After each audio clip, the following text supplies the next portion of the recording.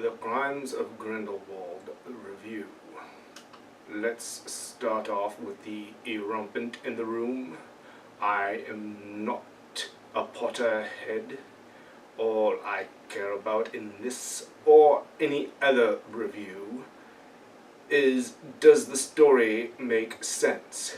Is it internally consistent with itself and its universe at large? There may be some things I miss because I am not, as I said, a Potterhead, but I strive for objectivity in all I do. And so, let's get started with this review of the Crimes of Grindelwald, shall we? An engaging search for more fantastic beasts with some magical CSI and new locations in this wizarding world. We get to see the mystic quarter of Paris, but we start with a daring escape and find that Newt has been London-bound since his last search. Given the choice between working with the ministry, more specifically working for his by-the-books brother, Newt kindly refuses, only to have one of the great wizards of that day, Dumbledore, inform him that he needs to find Credence before it's too late, showing his usual skills at subtlety and knowing just a bit more than he should. But Jude does give a different depth to the professor of the Defense Against Dark Arts. Maybe he knows how to defend himself because he dabbles, or perhaps did at one point. We learn that the mystical ministries around the world have been infested with the followers of silver-tongued Blarney Master Grindelwald, and learn of some double crosses and even some misgivings about Newt himself. Could he be working for the Dark Wizard? We also learn why the sweet Goldie would ally herself with such a slippery, double-tongued snake that is quite adept at playing multiple sides against the middle.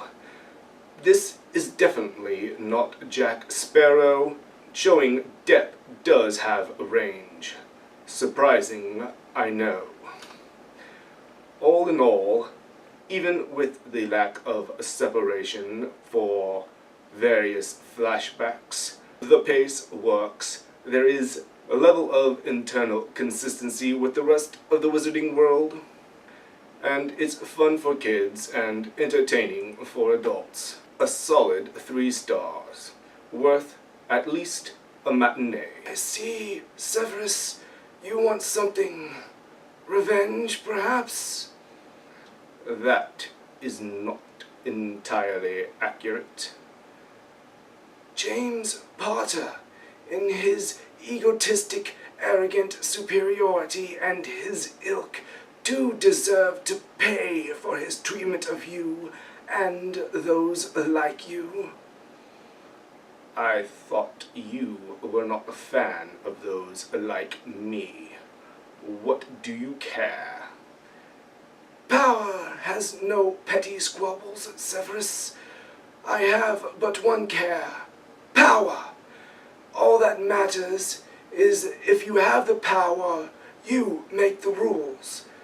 But if you are not with me, you must be against me. Thomas Marvolo Riddle is dead.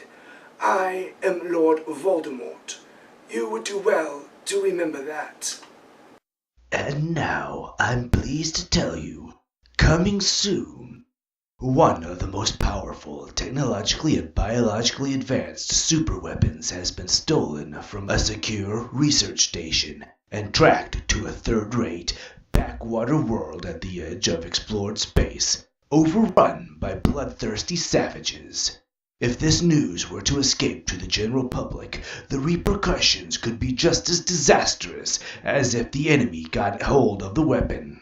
And now a select group of specially trained elites is chosen to find and return this weapon before it's too late.